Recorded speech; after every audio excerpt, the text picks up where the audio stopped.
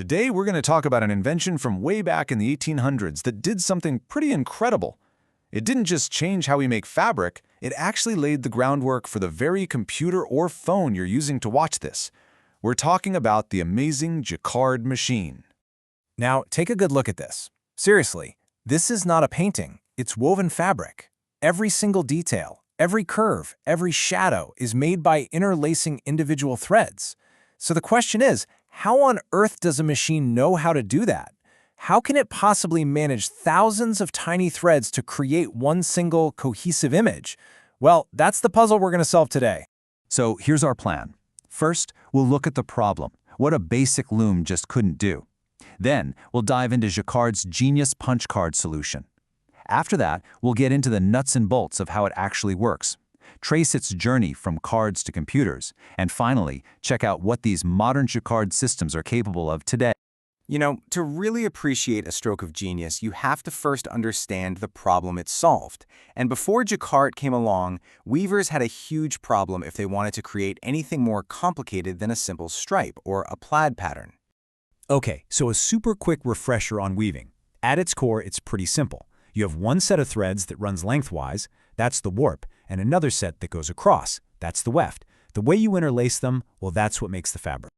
The secret to any pattern, the real magic, happens in a moment called shedding. That's when you lift up certain warp threads to create a gap, or a shed, for the weft thread to pass through. Which threads you lift is what determines the entire design. On a simple loom, a weaver uses foot pedals to lift big groups of threads at once, which is fine for simple patterns, but totally useless for creating, say, a picture of a flower.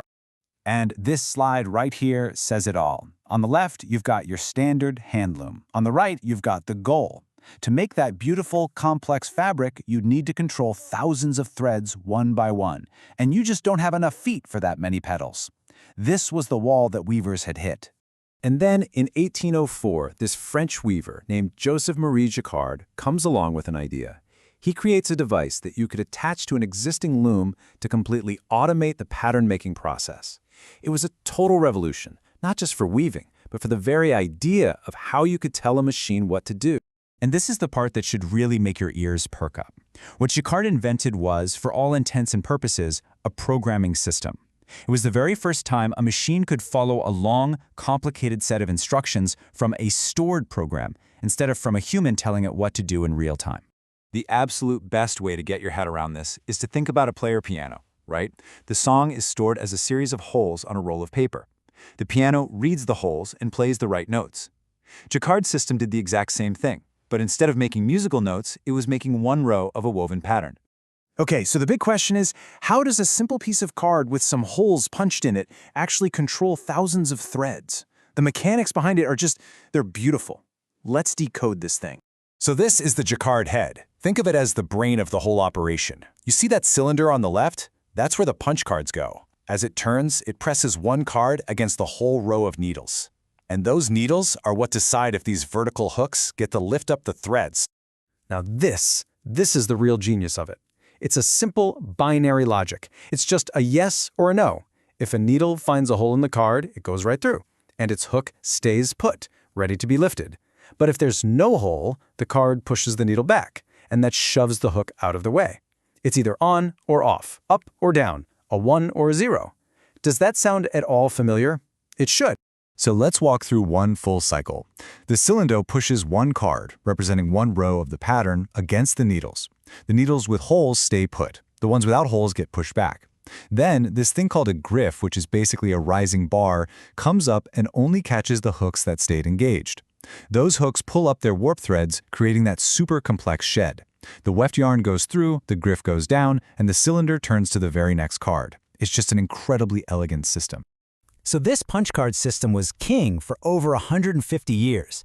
But just imagine the work, physically punching thousands and thousands of cards for a single design. The next massive leap forward came when the idea behind the cards, storing data, finally went fully digital. I mean, just look at the impact of going digital shown in this table. It's absolutely staggering.